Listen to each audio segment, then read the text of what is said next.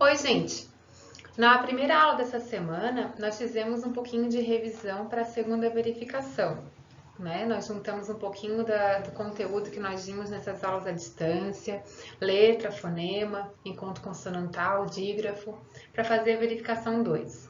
Agora nós vamos dar uma pausa, uma paradinha na parte gramatical e vamos trabalhar um pouquinho da interpretação de texto, como nós fazemos no colégio.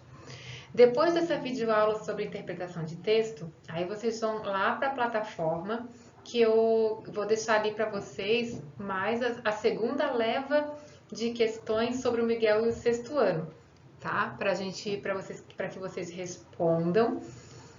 Não tem problema, pode olhar no livro. Quem não tem o livro, novamente, eu reforço a ideia, não tem problema. Coloca lá a resposta que não sabe ou que não lembra. E o importante é, quando enviar, consultar o gabarito, porque eu vou deixar a pergunta e a resposta. E aí, se você não lembra da resposta para aquela referida à pergunta, você vai pegar o caderno de português, vai anotar a pergunta que você não soube a resposta e a resposta, e vai fazendo ali o nosso esqueminha sobre o Miguel do sexto ano, ok? Porque na verificação 2, a prof vai fazer mais algumas perguntinhas sobre esse segundo estudo da segunda parte do livro, referente às questões que estarão na plataforma hoje, tá bom? Que é a segunda leva. Então, vamos lá. Esse texto aqui foi tirado do livro de vocês de português, que nós continuamos usando o livro normalmente, como faríamos em sala. Para tornar mais fácil, para a gente poder conversar, a prof colocou o texto aqui na videoaula. Se você preferir acompanhar pelo livro a nossa leitura, ok também, tá? Então, o título é Um Crime na Garagem, Mau Menino, do Antônio Prata. Nós vamos fazer a compreensão e a interpretação desse texto, ok? Bora lá! Então, fazendo como fazemos em sala, nós vamos ler juntos, acompanhando a leitura aqui comigo, né? Volta a repetir, ou você acompanha comigo aqui na videoaula ou no livro. Eu acho mais legal nós lermos juntos na videoaula, né? Eu vou lendo, você vai acompanhando. E depois, se houver alguma dúvida na hora de responder as questões, se você preferir abrir o livro em vez de ficar voltando na videoaula, acho que é mais fácil. Então, vamos começar. Um crime na garagem.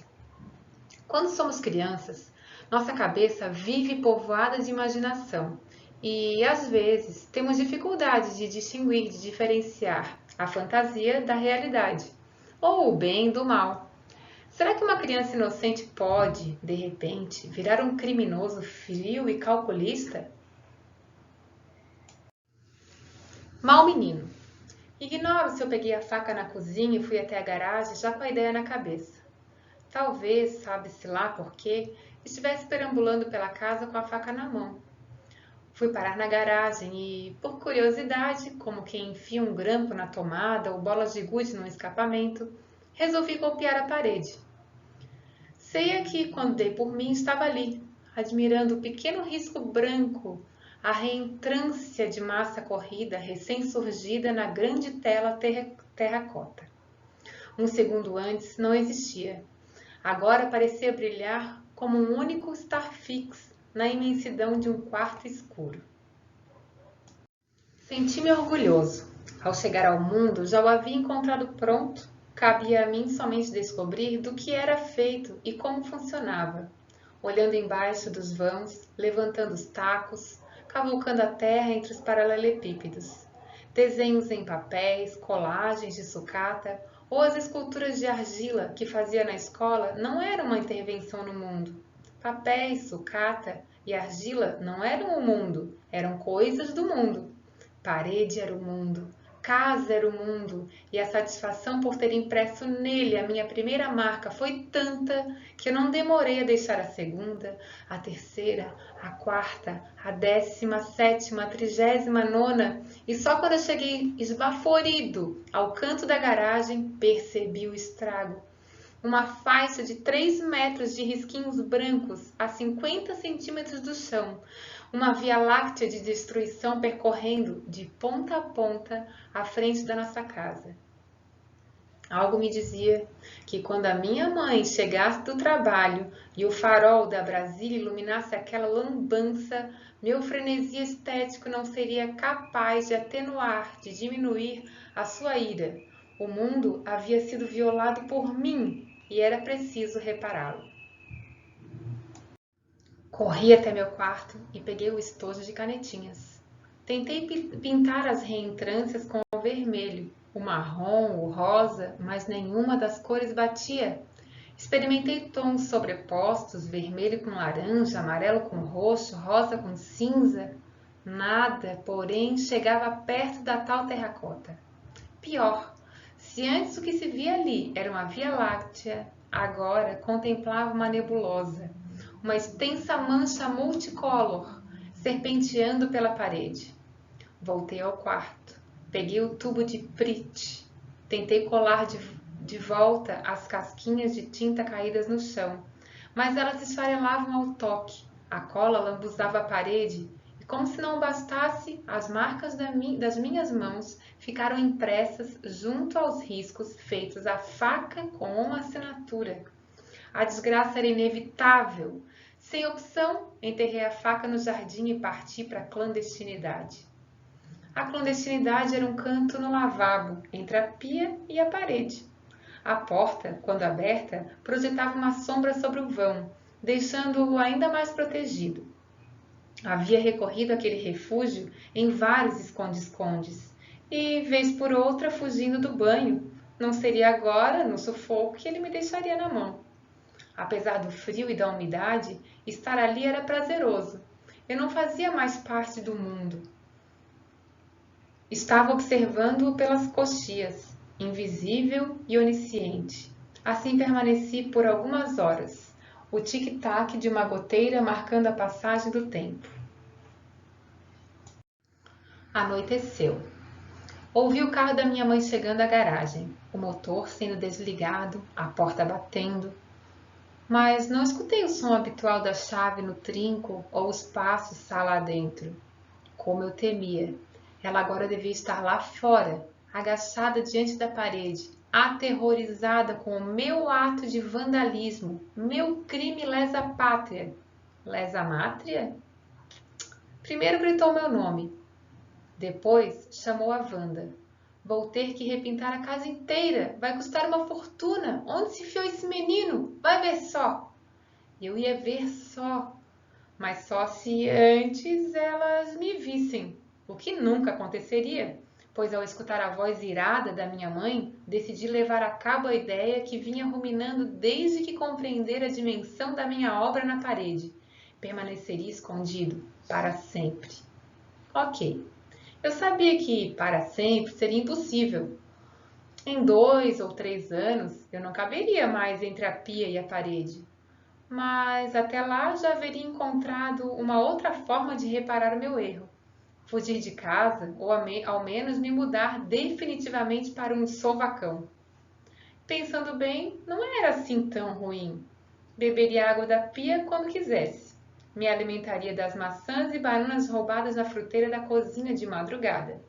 Abrir a geladeira estava fora de cogitação. A porta rangia, as garrafas se chocavam umas contra as outras e eu acabaria acordando alguém.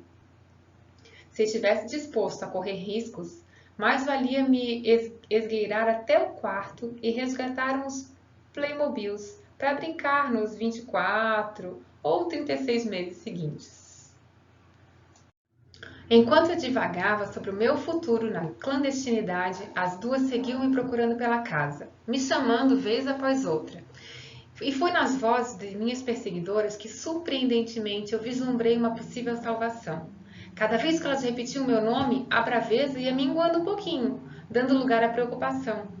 Quem sabe, quando o desespero trouxesse para o seu lado a última gota de raiva, eu poderia surgir em segurança? Não seria a alegria por me verem vivo um habeas corpus capaz de fazê-las esquecer dos eventos relativos à garagem? Impossível ter certeza, mas era a única chance. Wanda começou a ligar para os vizinhos. Minha mãe foi me procurar na rua e decidi que, quando ela voltasse, eu faria dramática aparição. Minutos mais tarde, a minha mãe entrou pela sala quase chorando. Não tá lá, ninguém sabe, ninguém viu. Deus do céu, era chegado o momento. Respirei fundo, deixei as pupilas se acostumarem à luz vinda de fora. E estava quase saindo do banheiro quando uma palavra pronunciada pela mãe me empurrou de volta ao esconderijo. Talvez eu tivesse superestimado o seu amor por mim. Talvez tivesse menosprezado o seu apreço pela parede da garagem. Ou, quem sabe, os dois juntos. O fato é que eu havia ouvido claramente. Ela estava prestes a chamar a polícia.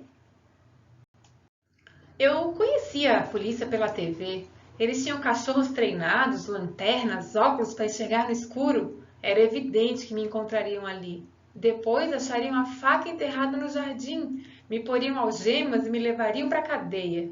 Melhor era me entregar, antes que chegassem. Dizer que estava dormindo no lavabo, isso, que eu adorava dormir naquele cantinho bem fresco, que eu não tinha ouvido ninguém me chamar.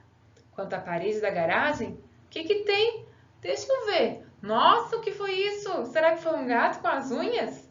Um gato grande consegue, ué? Ou dois gatos, um em cima do outro? Sabia que eles fazem isso quando querem arranhar mais alto? Fazem sim, eu juro, já vi 1000 vezes. Mãe! Quanto às palavras, quando ele diz assim, ó, apreço, que ela tinha um apreço a ele ou a parede. Apreço, estima, consideração, amor por ele ou amor pela parede. Quando a mãe jogou à luz o farol da Brasília, Brasília era um modelo de carro, de automóvel. Ficar na clandestinidade, ficar escondido. Observar pela coxia, pelos bastidores, tá? Como se fosse por trás do palco, escondido, olhando a plateia. A plateia seria a mãe e a moça que cuida dele. Atenuar a situação seria atenuar a situação, atenuar a raiva, diminuir, amenizar a situação, deixar mais fraquinha. Crime de lesa pátria. Crime que prejudica os interesses da nação, da pátria. Mas ele faz uma brincadeira no texto. Eu cometi um crime de lesa pátria, ou seria lesa mátria. Daí ele faz a brincadeira, né? O que ele fez na parede da garagem não seria um problema que prejudicaria a pátria, a nação dele, mas prejudicaria a mãe, né? A parede da mãe, da casa da mãe. Então, ele não prejudicou a pátria, mas prejudicou quem? Né? Mátria. Estético relativo à arte. Então, ele estava no momento estético na parede da garagem, fazendo arte na parede da garagem. Divagar sobre um assunto é pensar sobre ele, deixar o pensamento fluir, né? Solto. Habeas corpus seria uma ação judicial que tem o objetivo de proteger a liberdade da pessoa, de dar liberdade para a pessoa.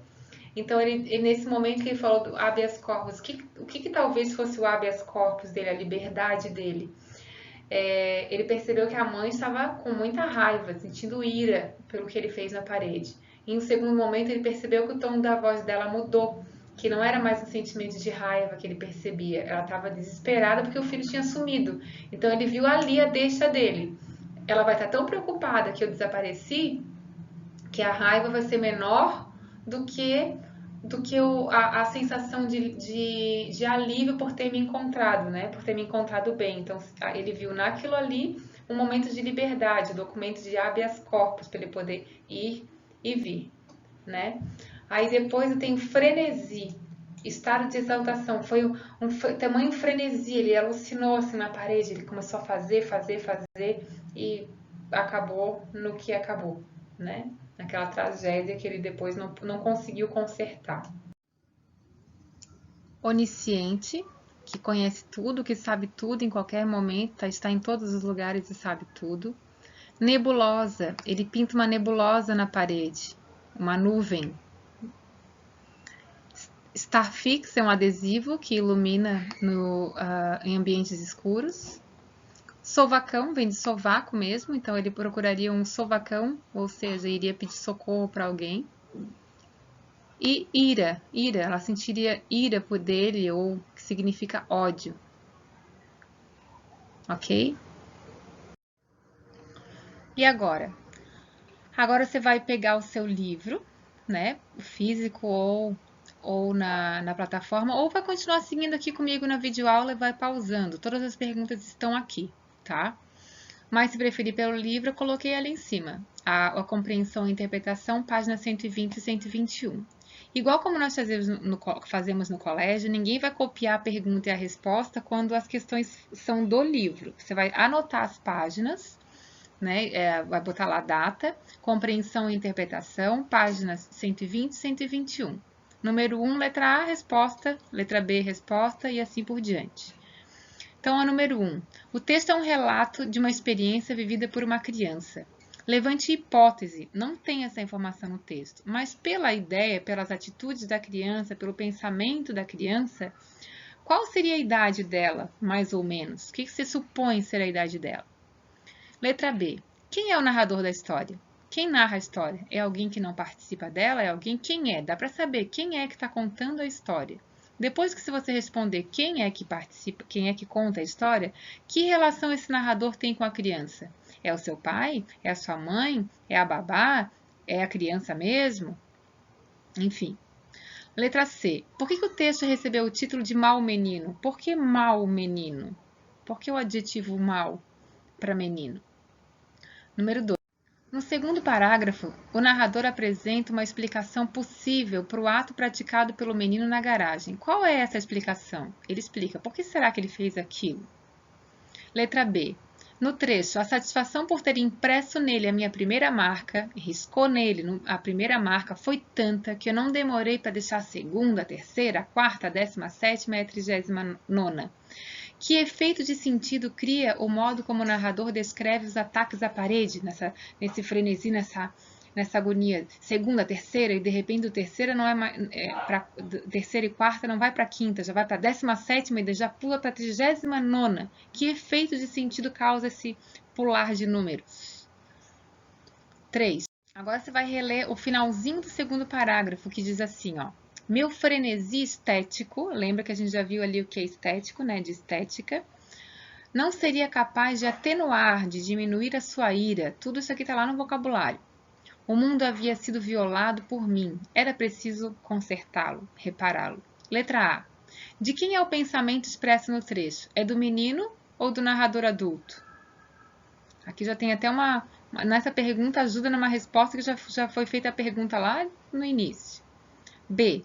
Explique o que o menino resolveu fazer com base nesse pensamento. O mundo havia sido violado por mim, era preciso repará-lo. O que ele resolveu fazer? Quando ele percebeu que deveria consertar o que fez, o que ele foi fazer? Como é que ele tentou reparar o que ele tinha feito, consertar? Letra C. Quais iniciativas o menino teve para consertar a parede? Elas deram certo?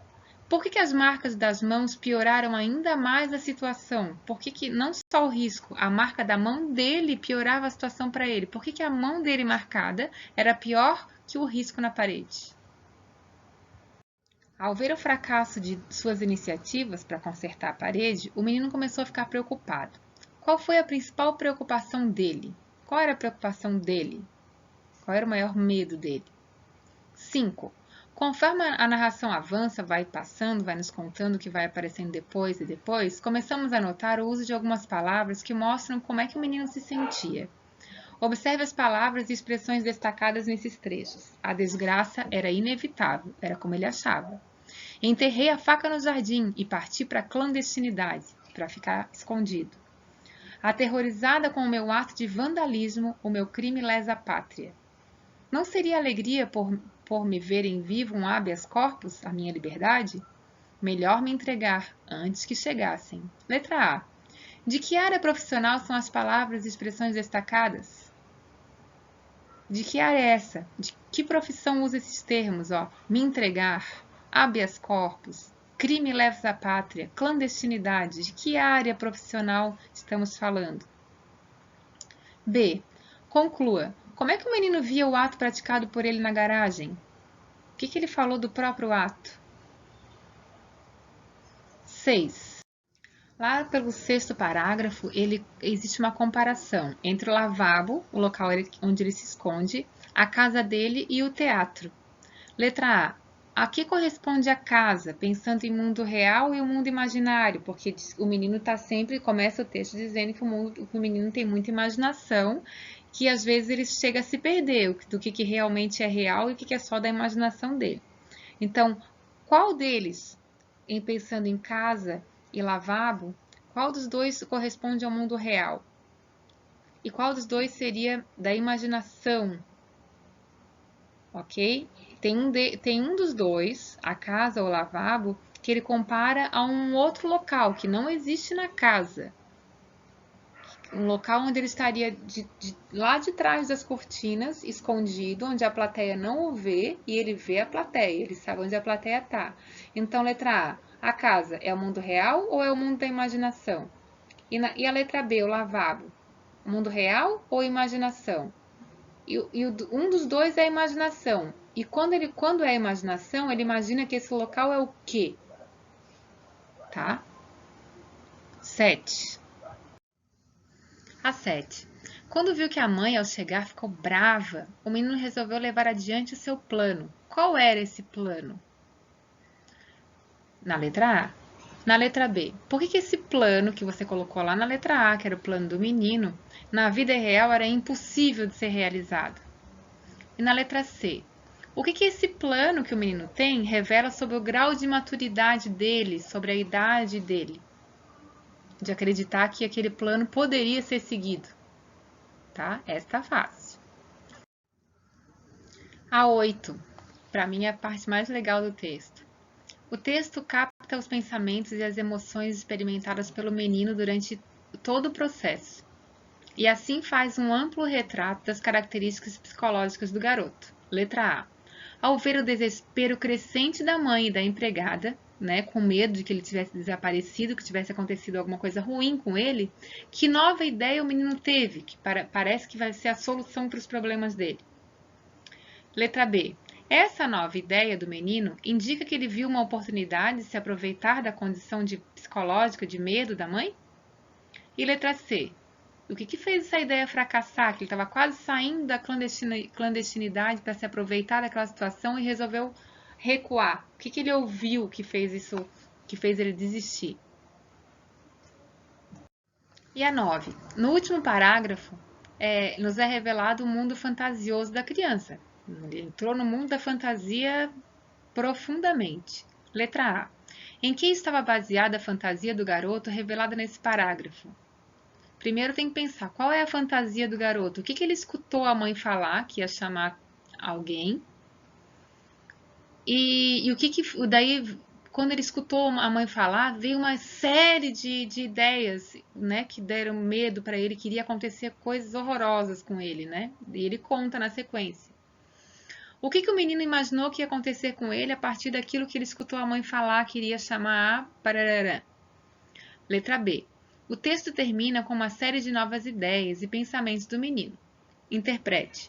O menino estava decidido a assumir os seus atos diante da mãe, ou seja, ele ia contar a verdade, que foi ele que estragou a parede, que ele que riscou tudo, tentou consertar e piorou a situação? Letra C. No contexto, qual é o sentido da frase "mãe", que finaliza o texto? Acabou? Por que ele falou "mãe"? O que a gente imagina que ele vai fazer ali? Ele chamou a mãe para quê? Letra D. O que você acha que acontece depois com o menino? Depois do mãe, o que ele vai falar para a mãe, o que você acha que acontece com o menino? E por que você acha isso? Tá? A letra D é uma resposta pessoal, cada um com a sua imaginação. Agora, sobre a linguagem do texto. Então, coloca lá de novo um outro título, a linguagem do texto, páginas 121 e 122, número 1, letra A, e responde.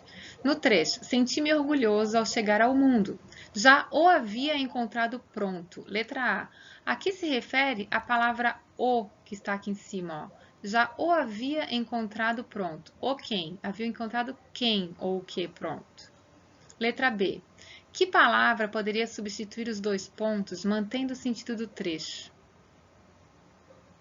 Então, que palavra eu poderia tirar os dois pontos aqui e substituir por qual palavra, mantendo o mesmo sentido? Fácil essa, hein? 2. Releia. Aterrorizada com o meu ato de vandalismo, meu crime lesa pátria, e entre parênteses, lesa mátria? A gente já tinha conversado um pouquinho sobre isso antes. Explique o trocadilho, isto é, a brincadeira com as palavras que o narrador faz com as expressões lesa pátria e lesa mátria. Então, volta lá no vocabulário se precisar. Lesa pátria seria um crime que lesa, que prejudica a pátria, a nação. Mas ele parou e pensou, prejudicar a pátria também não é para tanto. Ele está prejudicando quem? Porque ele trocou pátria por mátria e fez essa brincadeira. Explica o que ele quis dizer com essa comparação, com essa brincadeira. E para finalizar, releia outro trecho.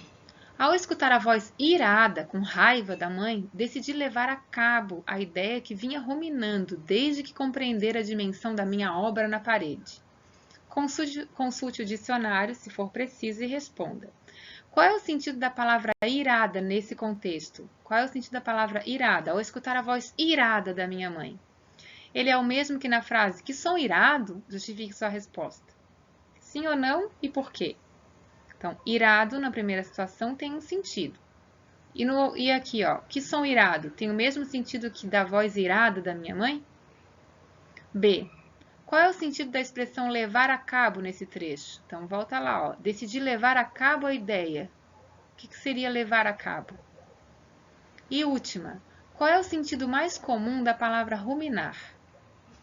E depois que você procurar o que significa ruminar, qual é o sentido no contexto da expressão vivia ruminando? Você vai encontrar que o animal está sempre ruminando. O que significa ruminar? Mas no texto não se fala de um animal ruminando. Então, o que tem a ver? E explica. Então, depois que você terminar isso daqui, você vai fechar o caderno. E essa correção aqui a professora só vai postar na próxima aula e vai discutir com vocês na aula online. E na plataforma vocês vão encontrar as outras questões sobre o Miguel e o sexto ano, que você vai postar para mim como a gente já havia combinado, ok? Boa atividade, até a próxima!